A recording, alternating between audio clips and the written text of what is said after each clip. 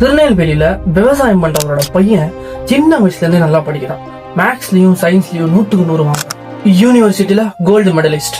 இந்த மாதிரி கஷ்டப்பட்டு படிச்சு ஒரு பெரிய ஐடி கம்பெனில ஒரு சாஃப்ட்வேர் இன்ஜினியருக்காக ஜாப் அப்ளை பண்ணி அவங்க வைக்கிற இன்டர்வியூஸ்ல எல்லா ரவுண்ட்ஸ்லயும் செலக்ட் ஆகி மாசத்துக்கு மட்டும் 1 லட்சம் ரூபாய் சம்பளத்தோட வேலை கொடுக்குறாங்க. இவர் பண்ணது எல்லாமே சரி.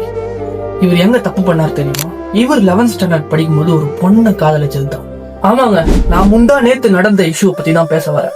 இந்த பையன் அவனை விட ஒரு மேல் ஜாதியில இருக்கிற ஒரு பொண்ணை காதலிச்சதுக்காக அந்த பொண்ணோட தம்பி இருந்துட்டு எங்களோட அம்மா அப்பா உங்க லவ் மேட்டரை பத்தி பேசணும்னு சொல்றாங்கன்னு சொல்லி ஏமாத்தி அவனை கூட்டிட்டு போயிடறான். தனியா கூட்டிட்டு போய் கண்ணுல மிளகாத்துல தூவி விட்டு எங்களை மாதிரி பெரிய ஆளுங்க பொண்ணுங்களை உங்களை மாதிரி சின்ன ஆளுங்க லவ் பண்ணுவீங்களான்னு சொல்லி அந்த பையனை வெட்டுறான். இவன் செத்ததுக்கு அப்புறமாச்சு இவன் லவ் ஆச்சு உயிரோட இருக்கும்னு நினைக்கிறோம்.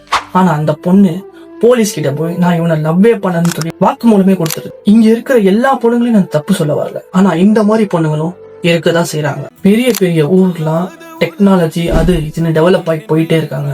ஆனா இன்னும் நம்ம ஊர்ல இந்த மாதிரியான ஜாதி கொடுமை நடந்துட்டு தான் இருக்கு. என்னதான் பெரியார் அம்பேத்கர்னு பெரிய பெரிய தலைவர்கள் வந்தாலும் இந்த மாதிரி கொடுமை எல்லாம் மாற போறது இல்ல.